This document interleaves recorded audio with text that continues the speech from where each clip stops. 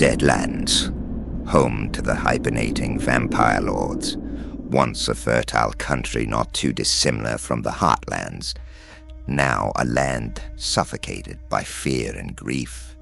A vast, blighted locality of putrid marshes, rugged crags and lonely prairies.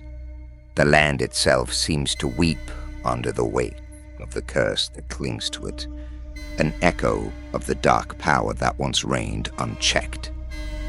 Old castles with their crumbling walls and empty halls play host to the undead lords, lying dormant in their crypts, dreaming dark dreams of the past and of what might yet be reclaimed. In the sleepy villages that punctuate the desolation, families of caretakers live out their short, miserable lives. For people still live here, if one can call it living. Thralls of the sleeping lords mostly, chattels and caretakers who scratch out a mean existence, bound to the estates of their entombed lords, tending to the decaying halls and barren fields forever under the oppressive shadows of their master's eventual awakening. They delude themselves with stories that they may one day be blessed with the kiss of eternal life and join the ranks of the undead nobility. For vampires do not only control through power and fear, but they also prey on men's lusts, hopes, and ambitions. The undead do not feel time as we do, and they spend most of their existence in a death-like slumber, only to rise every generation or so to sate their unfathomable hunger. They drift between centuries, their perception of time as distant and cold as the tombs they rest in. When they awaken, it is not simply to feed, it is a return to the world of the living, a brief incursion that leaves terror and devastation in its wake. Not all vampires are the same. They differ in shape, form, and in desire. Some are grotesque, monstrous beings, while others retain a beauty that conceals their true nature. Their appetites vary as well. Some find nourishment in the agony and despair of the living, feeding on suffering as a delicacy, while others are drawn to the pleasures of the flesh, savoring every indulgence. And there are those who hunger for power, weaving intricate webs of control and influence, treating human lives as mere pieces in their game. And then there are those who are content to dine simply on human flesh, reveling in the visceral, primal satisfaction of devouring their prey. Each vampire is unique and grotesque in its own way, but they all share the same insatiable need, a hunger that no amount of blood or pain or pleasure can ever truly extinguish.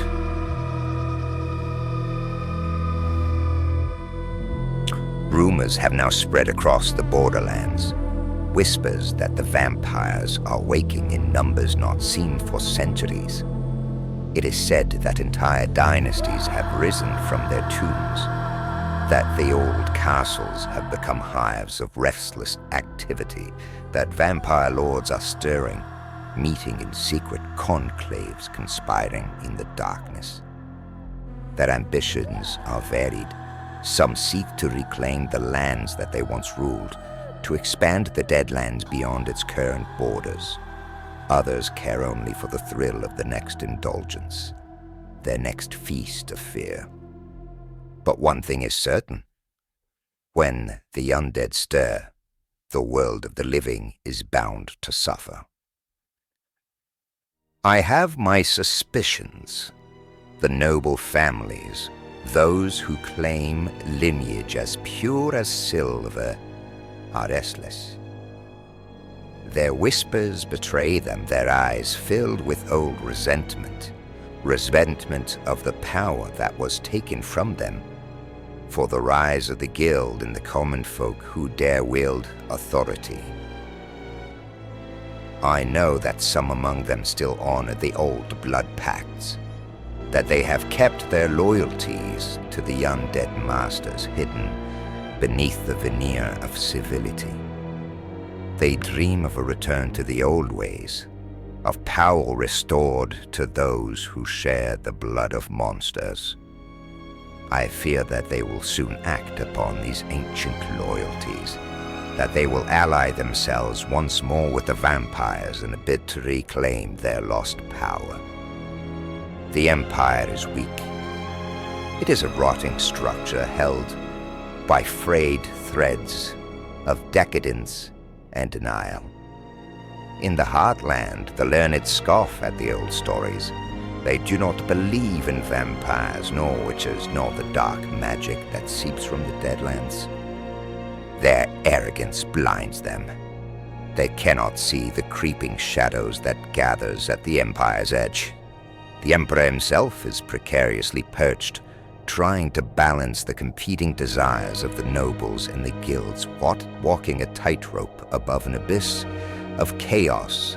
One misstep, and everything falls. And so I have been dispatched in secret, tasked with uncovering the truth behind these rumors. I have walked the desolate roads of the Deadlands, seen the empty eyes of the thralls, and felt the tremors of something far worse than death itself.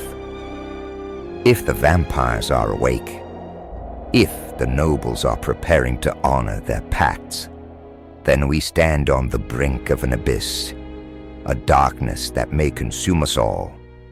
The dead do not rise without purpose, and their purpose is never anything but ruin. The Empire must be ready, or it will fall into endless night, from which it may never awaken. Fast schon hier, das Unheimlich gleich da. Feuer brennt, es lodert auf den Chor. Kaum im Waage, das düstere Tor. Splitter fallen, Ketten dieser Zeit. Hör der Hämmer donnern, mach dich